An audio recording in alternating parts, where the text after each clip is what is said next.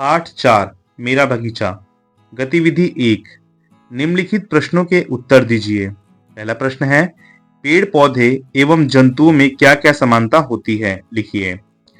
उसका उत्तर है कि पेड़ पौधे एवं जंतुओं में काफी समानता होती है, जैसे दोनों सांस लेते हैं, दोनों जनन की क्रिया अर्थात अपने समान बच्चे और पेड़ पौधों को जन्म देते हैं तथा दोनों ही वृद्धि भी करते हैं।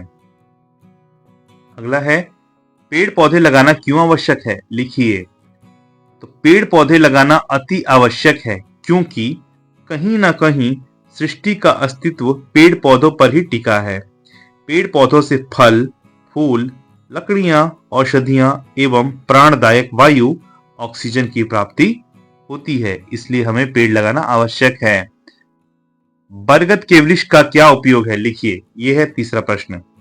इसका उत्तर है, बरगद के वृक्ष से हमें कई प्रकार की औषधियां मिलती हैं। बरगद के बीज, दूधिया रस, पत्ते और छाल का उपयोग औषधि के रूप में किया जाता है। तो ये था बरगद का उपयोग।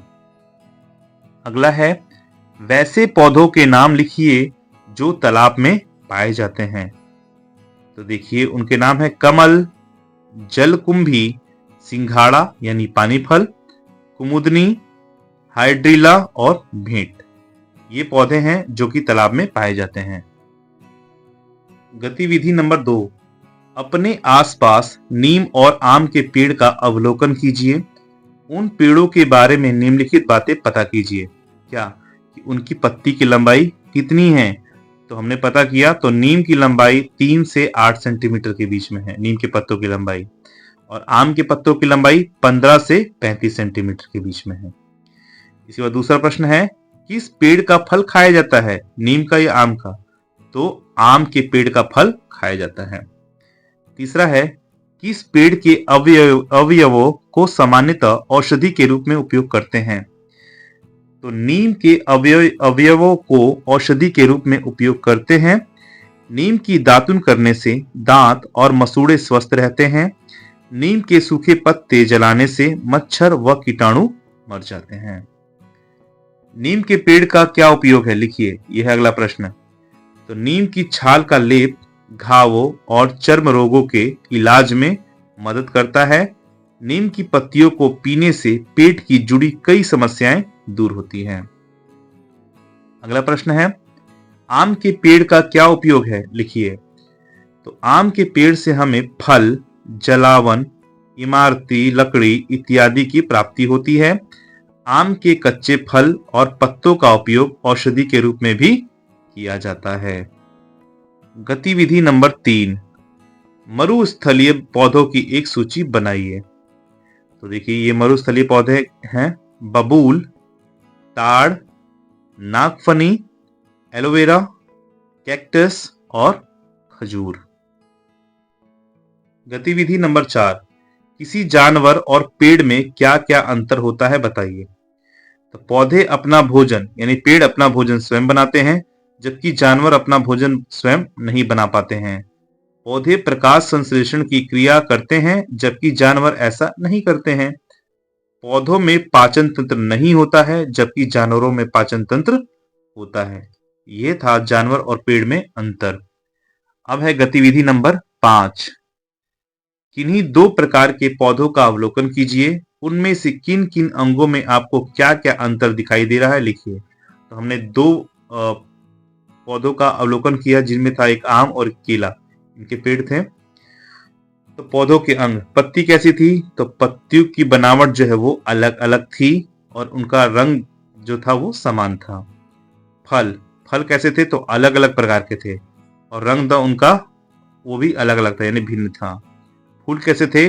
तो फूल भी अलग अलग प्रकार के थे। रंग कैसा था? तो रंग भिन्न था। जड़ कैसी थी? तो जड़ की बनावट लगभग समान ही थी। रंग कैसा था? तो रंग भी सामान्य था। तने की मोटाई, तो उनकी तने की मोटाई अलग अलग थी, यानी भिन्न थी, और रंग भी उसका अलग अलग था। तने का रंग तो भिन्न था और बनावट उसकी भिन्न थी और रंग भी उसका भिन्न था। इसके बाद है गतिविधि नंबर 6 दो अलग अलग प्रकार के फूल एवं पत्तियों से हार्बेरियम तैयार कीजिए और उन्हें कक्षा में प्रदर्शित कीजिए। तो बच्चे इसे स्वयं करेंगे, पत्ते ले लेंगे और फूल ले लेंगे, उसको कुछ दिन के लिए उस एक किताब में या कॉपी में बंद करके रख देंगे और फिर उसको निकालेंगे तो देखेंगे कि वो जालीनुमा बन चुका है, जिसको हार्बेरियम भी कहते हैं, और उसको कक्षा में प्रदर्शित करेंगे। गतिविधि नंबर 7, निम्न में से कौन सा कार्य जड़ का नहीं है? सही का निशान लगाइए। पानी व खनिज लवण का अवशोषण, मिट्टी के कणों को जोड़कर रखना, भोजन का निर्माण करना या पौधे को जमीन के साथ जोड़कर रखना। कौन सा कार्य नहीं है जड़ का? तो भोजन का निर्माण करना, यह पौधे के जड़ का कार्य नहीं है। गतिविधि नंबर 8, गुलाब, उड़ाहुल तथा सदाबहार के फूलों में क्या क्या अंतर है बताइए। तो देखिए उसका आधार क्या होना चाहिए? पंखुड़ी की संख्या। पंखुड़ी की संख्या गुलाब में 20 से 30 होती है, उड़हुल में 5 से अधिक होती है या 5 होती है, सदाबहार में केवल 5 होती है।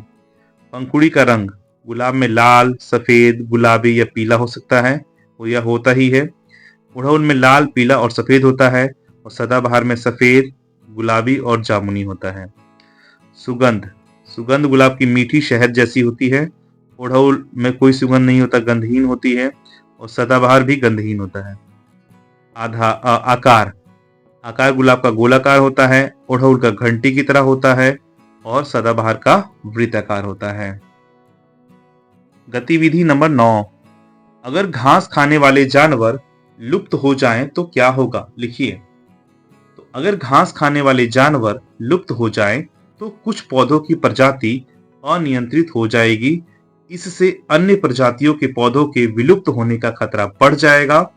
शाकाहारी जानवरों के विलुप्त होने से मांसाहारी जानवरों को भी भूखे मरना पड़ जाएगा। गतिविधि नंबर 10, अपने आसपास के किसी एक पेड़ यथा नीम, आम, पीपल के बारे में लिखिए। तो हमने भी देखिए लिखा है एक पेड़ यानी नीम के बारे में। भारत में उगने वाला नीम का पेड़ एक औषधीय वृक्ष है। यह 50 फीट तक लंबा हो सकता है।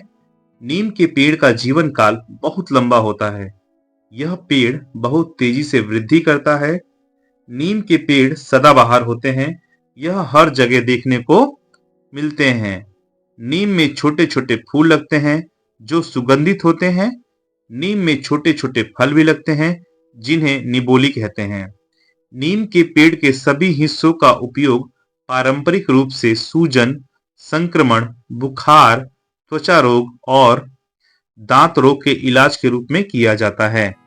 नीम की पत्तियों का उपयोग सांस संबंधी समस्याओं, मधुमेह, मलेरिया, चेचक आदि रोगों में किया जाता है।